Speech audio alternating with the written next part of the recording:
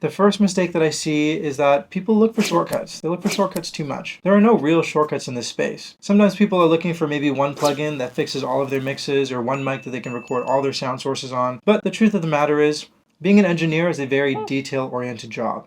It's something that if you're lazy, it's just not going to be for you. Work hard, learn your craft, and stop looking for shortcuts. The second mistake that I've noticed is that people spend way too much money on gear. They throw all of their cash on expensive stuff that they don't know how to use properly or they have no reason to use, and they like to look at it and play with the gear. And I understand that because I love gear too. But if it's not serving you, if you have no clients, if you're not making any money, and it's probably just not a good decision for you to be investing in more gear, don't do it. Make some more money and then go invest in some gear. Please. The third mistake I notice is that a lot of people who claim they mix and master have only mixed and mastered their own work. You're never a real engineer until you work on other people's work and you learn to treat other people's problems, not just your own. The fourth mistake a lot of new engineers make, and this might make some of you angry, but they look for every excuse in the book to not buy analog gear. Analog gear is magical. It doesn't matter if it's in the mastering stage, the production stage, or somewhere along the course of the record. There's almost always some analog in there somewhere. And the reason that this is so important is because analog does impart something to the records that digital just will never be able to.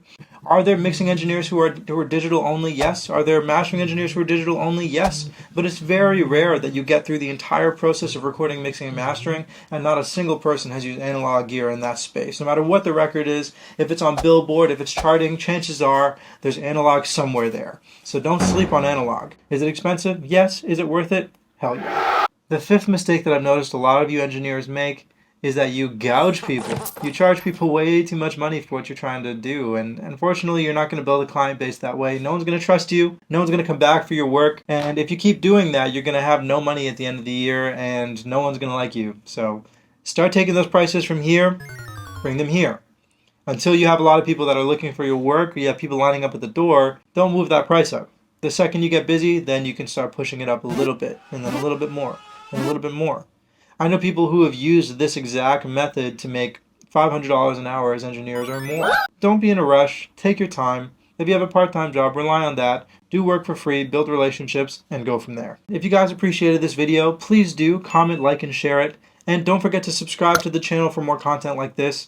I'm happy to help. And if you'd like to see me talk about anything engineer related, please do leave it in the bottom and let me know in the comment section below, and I'll be happy to get to it ASAP. Till then, thank you very much for watching. Ciao.